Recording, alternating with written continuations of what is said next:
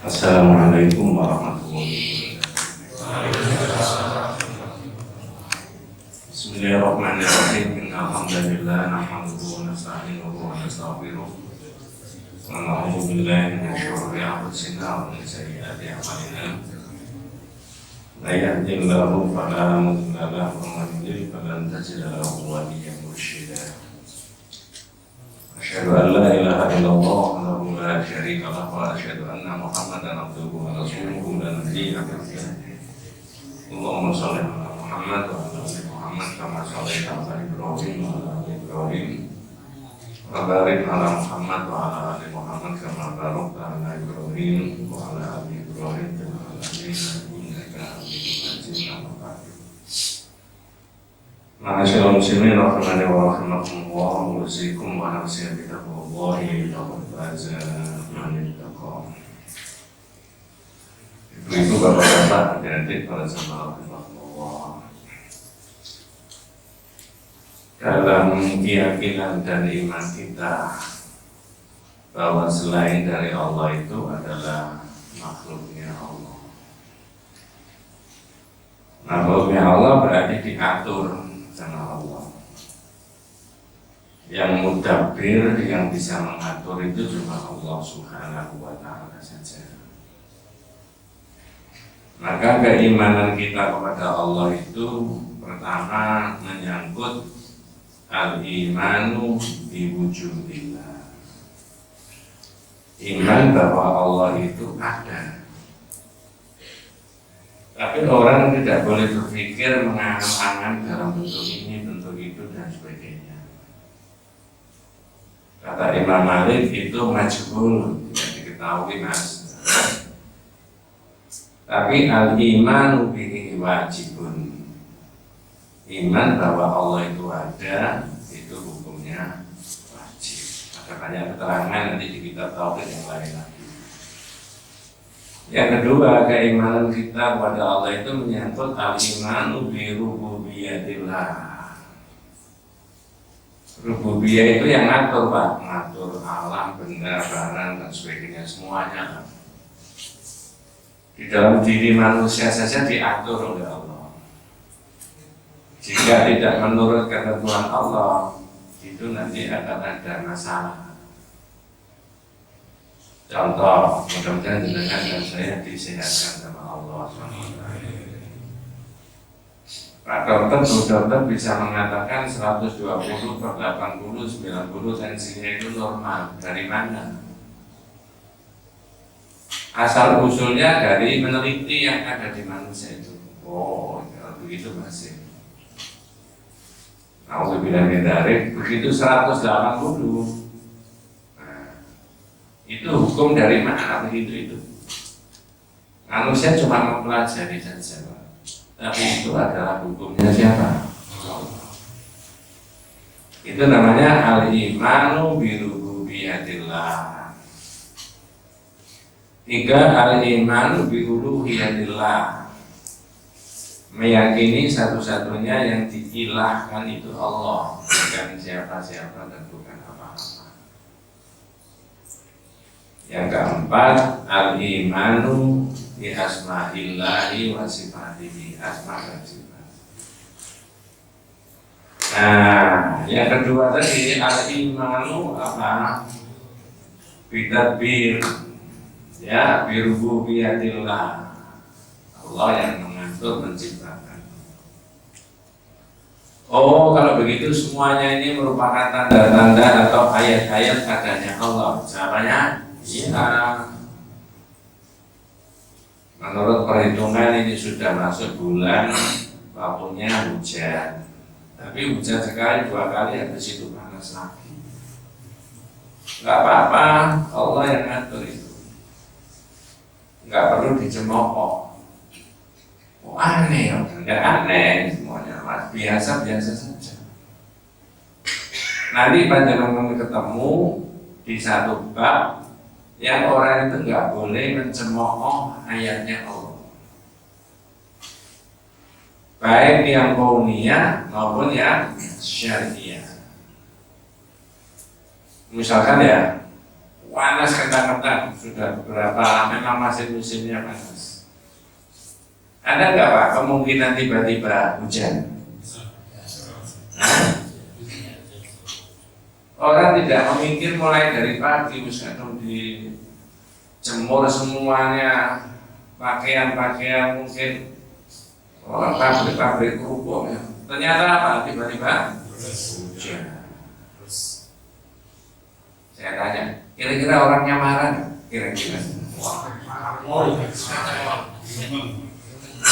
Yang dimarahin siapa? Kalau dengan jawab hujan, yang buat hujan siapa? Nah, di situ. Itu namanya al-istihza'u bil ayatil kauniyah. Mencemooh ayatnya Allah yang kauniyah. Bagi Allah nggak ada yang asik, Pak. Biasa begitu itu. Ya, angin. Ada nggak angin itu yang sepoi-sepoi terus tanaman itu jadi penyerbukannya bagus, lalu nanti kalau jagung itu montongnya jadi bagus-bagus. Ada begitu ya? Ada angin yang bisa mendorong perahu karena ada layarnya dikembangkan dari satu pulau ke pulau yang lain. Ya, ada angin yang memporak-porandakan apa saja. Mobil bisa berguling-guling, ini bisa. Tiang listrik itu bisa tumbang. Tiang jalur bisa juga. Ya, itu pun tidak boleh dicemooh. Ada tukang mengerjakan genteng ya, atapnya rumah itu perkiraannya tidak hujan, tiba-tiba terus kasurnya kebocoran semuanya. Itu kalau ditauhid, gimana itu sudah boleh. Ya sudah biasa diselesaikan aja, harus nggak apa-apa, memang hujan. Nah itu namanya kalau dicemooh berarti mencemooh al-ayat al-kauniyah. Yes. Kalau jangan sepakat ayatnya Allah itu ada yang kauni dan ada yang syar'i. Yang syar'i nggak boleh. Bab 48 ya. Judulnya man hadzala bi syai'in fihi dzikrullah awil Qur'an awil Rasul. Coba dengan kita ini berapa ayatnya Allah yang saya sebut. Man hadzala bi syai'in fihi dzikrullah awil Qur'an awil Rasul. Allah, Quran, dan siapa? Rasul. Kayak tudingan. Betul kan? Judulnya begitu. Kalau ayatnya Allah yang kauniyah tidak boleh, yang syar'i juga nggak boleh, Pak. Syar'inya juga nggak boleh. Nah, di situ. Bagaimana hukumnya orang yang kemudian mencemoohkan ayat-ayatnya Allah yang syar'i? Jangan diberi contoh dulu, nanti aja contohnya. Contohnya nanti kali-kali aja Pak. Ini saya terangkan. Ada yang bawa Quran atau bapak-bapak bisa dibuka nanti surat At-Taubah ayat 65 dan 66. Itu pedomannya dengan Mas, dibawa saja nanti ayat itu dihafalkan. Oh, ini tak hukumnya orang yang mencemooh ayatnya Allah yang syar'i itu. Tapi jangan dibaca dulu, saya bacanya hadisnya ini dulu. Nanti disiapkan aja. Ya. Ini ada hadis yang panjang riwayat Imam At-Tabrani dan Ibnu Hatim ya. Yang cerita 4 orang. Satu peristiwa diceritakan 4 orang itu kira-kira tingkat kesohihannya sungguh-sungguh apa biasa-biasa saja, sungguh-sungguh tidak ruwet itu Pak. Siapa yang cerita? Ibnu Umar, Muhammad bin Ka'ab, Zaid bin Aslam dan Qatadah. Siapa tadi Pak? Qatadah. Ibnu Umar ya, kemudian Muhammad bin Ka'ab, Zaid bin Aslam dan Qatadah. Dakhala haditsu ba'dhum fi ba'din, hadis rangkumannya sebagai berikut. Nah, ini 4 orang cerita. Annahu qala rajulun fi ghazwati Tabuk. Ada orang ngomong pada waktu ada mau menjelang perang Tabuk. Saya nggak cerita perangnya. Ini orang ngomong, jenengan kita ini omongannya orang ini. Nanti jenengan cocokkan, ada nggak di 2023 orang yang mirip ngomong kayak gini? Ada. Jangan emosi Pak.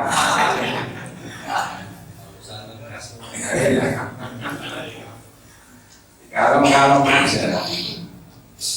4 orang itu mengatakan annahu kana rajulun fi ghazwati Tabuk, katakan annahu qala rajulun fi ghazwati Tabuk, ada orang ngomong pada waktu perang Tabuk. Perhatikan. Ma ra'aina mithla qura'ina haula'i arghabu butunan. Satu.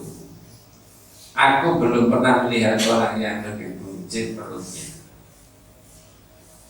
Ya, Nabi itu menurut riwayat memang fisiknya bagus, tapi ini diomongi kayak begitu dinyek ya, gampang itu Surabaya dinyek. Ya, ini. Ma'ra'aina mithla qura'ina haula'i arghabu butunan. Lebih buncit perutnya. 1, 2. Ya, ma'rabu wala akdabu sunan. Lesanya dusta goroh. Nabi itu tidak pernah goroh, Pak. Yang goroh itu kira-kira umatnya Nabi, kira-kira saja. Ya, tiap semester goroh. Ya. Wala ajban wa inda liqa, dan pengecut.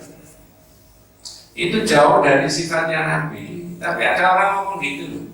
Kira-kira pakai Surabaya itu celometan. Ya, menuduh Nabi kayak begitu. Ini maksudnya kalau dalam istilah itu nanti, ini maksudnya orangnya apa? Mengolok-olok syariatnya Allah. Tapi Nabi, sama saja orang Nabi itu sudah syariat kok. Ya, Rasulullah. Ya. Faqala Auf, ya, yakni Rasulullah wa ashabu al-Qur'an. Siapa yang dimaksudkan omongan tadi? Yang ngomong yang apa namanya? Yang dicemooh tadi 3 macam tadi, pendusta, pengecut dan lebih buncit terusnya. Yakni Rasulullah sallallahu alaihi wasallam wa ashabu al-Qur'an. Nabi dan para ahli baca Al-Qur'an, yakni para sahabat. Konangan sahabatnya Rasulullah yang namanya Auf bin Malik. Nah, jangan tidak ini. Kalau yang awal-awal tidak ini nggak apa-apa. Yang ini apa? Menurut orang yang ngomong gitu itu menurut Auf bin Malik orang apa? Monggo. Pak Siki, apa kata-kata Auf bin Malik? Ya. Maka berkatalah Auf bin Malik. Maka berkatalah Auf bin Malik kepadanya, omong kosong yang kamu katakan. Terus, bahkan kamu adalah munafik. nah, apa Pak? Munafik. Menurut sahabat namanya Auf bin Malik, orang ini apa? Munafik. Kok munafik Pak Ustaz? Nah, nanti dulu. Orang yang sudah amantu billah, beriman kepada Allah.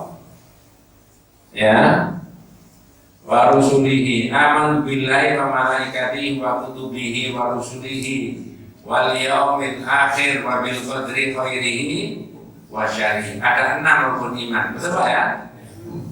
Kalau orang itu sudah beriman terhadap 6 poin, billahi wa malaikatihi wa kutubihi, kitab-kitabnya itu termasuk hadis, wa rusulihi, rasul-rasulnya, wal yaumil akhir, dari akhirat, wabil qadri khairihi wa syarrihi, wujubut ta'lim. Nah, wajib untuk mengagungkan. Oh, saya itu beriman sama Allah, maka saya harus menjaga dan mengagungkan Allah. Betul. Mengagungkan malaikat, artinya Pak, meyakini ada makhluknya orang namanya malaikat. Salah satu malaikat itu yang ditugasi untuk mencatat amal perbuatan manusia, betul Pak ya? Ada malaikat yang ditugasi untuk memisahkan antara jasadnya manusia itu dengan rohnya manusia. Namanya Ya kan kok pura-pura gak kenal. Israel, ya.